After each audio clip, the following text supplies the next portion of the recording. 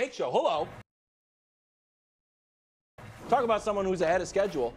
One of the best games of his entire career, 294 touchdowns, passer rating, 146. Holy cow. Something or nothing. Oh, it's something. Listen, at some point, the sample size becomes big enough. Yeah. So, first of all, it's truly satisfying to know that Browns organization and fans, some of them, who ran him out on a rail, would kill for Baker Mayfield right now and be a real contender. But Baker, his last 3 games, that's not a huge sample, but that's the playoff games and yesterday. Well, that's awesome. That's pretty good. Yeah. What about his last 7 games? Now we're up to like half a season.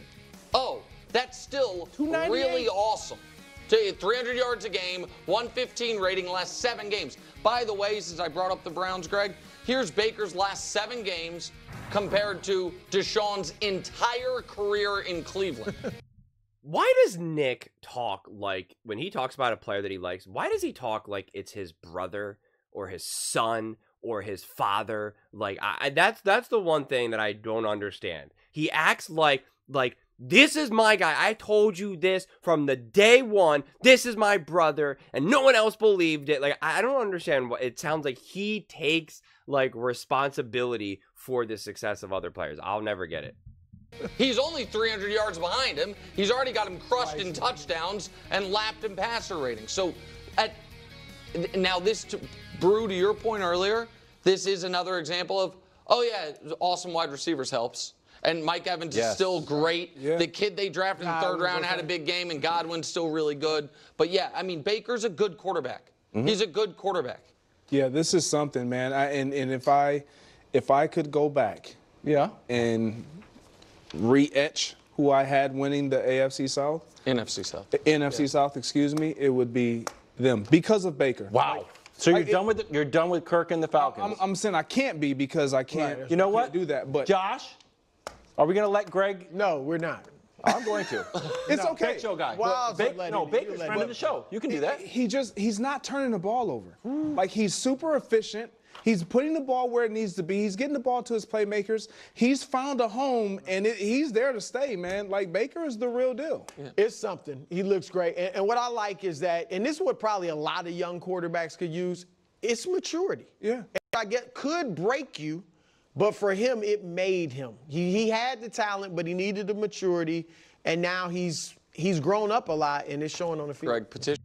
Yeah, so this is interesting because Colin just kind of did a segment about this as well, about the Browns, because there's more stuff coming out with Deshaun Watson, which I'm not even going to touch. And there's the whole idea of, like, you know, do the Browns regret moving on from Baker?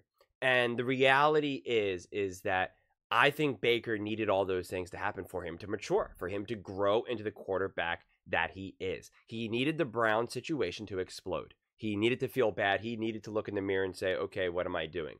Right? Because he was not right in that situation. He was not playing good enough. And then he was kind of injured and still playing, and he was kind of causing problems, and he needed that. And then he needed to fail in Carolina. And then going to the Rams really helped him. Working with Sean McVay, just having one day with Sean McVay is going to make you a better quarterback. And then going to Tampa really proved to be just the most perfect situation for him. It's warm weather. It's a rowdy crowd, rowdy fan base. They're a little bit more wild down there. Like, it's very conducive to who Baker Mayfield is as just like a person in a lot of ways and a football player. So it's a perfect place for him. It really is.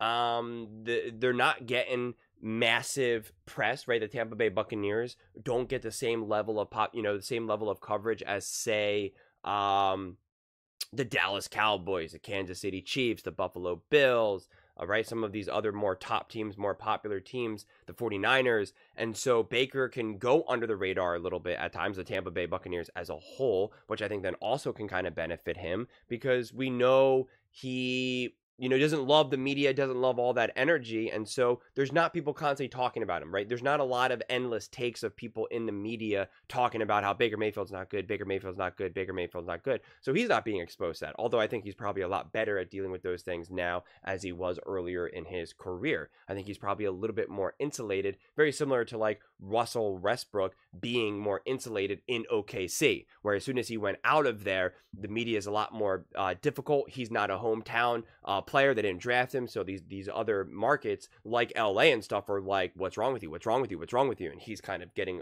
significantly more combative. And so I think that has also gone a long way to kind of help Baker. But yeah, obviously he played great, 24 for 30, 289 yards, 4 touchdowns.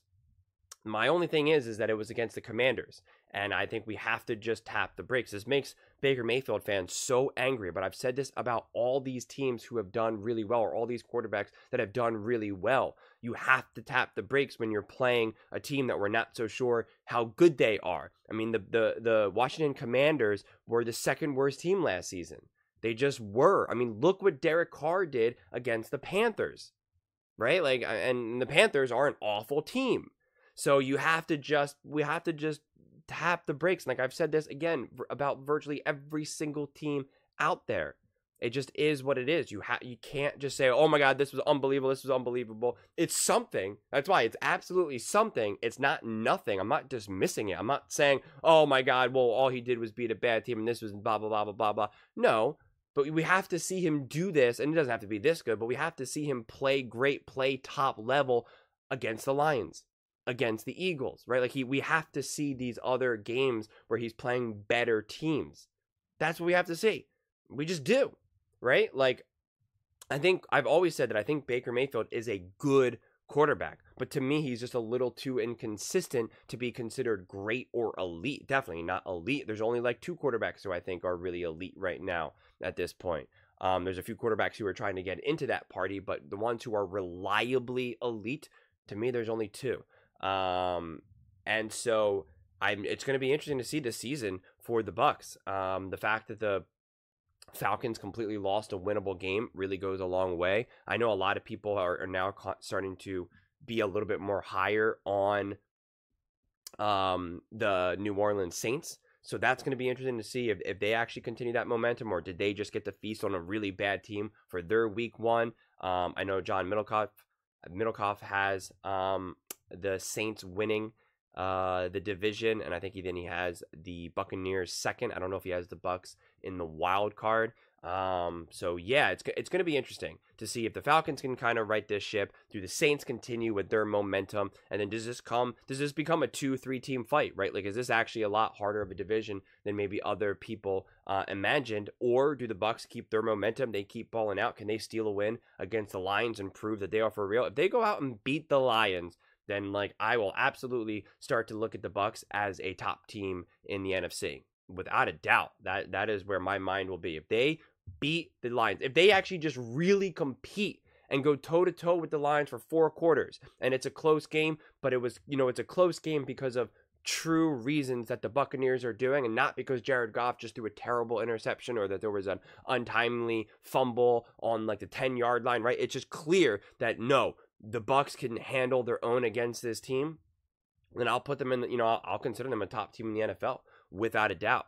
But that's why, to me, that's going to be a big barometer to me. And honestly, even if they get beat pretty good by the Lions, it doesn't mean to me that the Bucs are trash or not good. It just, to me, also shows how good the Lions are. I think the Lions are truly a bona fide top team in the NFL, a true Super Bowl contender. So that's why I think it's going to be a great barometer to see how Baker and the Bucs look against the Lions. And I truly can't wait for that game. That's going to be can't miss TV for me for sure. But those are just my thoughts. I would absolutely love to hear yours. What did you guys all think about Baker's performance versus the Commanders and the Bucs as a whole? Was it something or nothing? Let me know in the comments below. I read every single comment, so whether you agree with me or disagree with me, either way, let's get in some discussions, let's get in some fights, but ultimately, let's just have some fun. And please do consider subscribing. We are building an amazing community here, and I would absolutely love to see you part of it. I want to build something that we all genuinely feel connected to, something that we're really excited to be part of. I think we're well on our way to doing it. And please don't forget to give this video a thumbs up, as it really does help with the visibility and the algorithm. Thank you so much, and see you next time.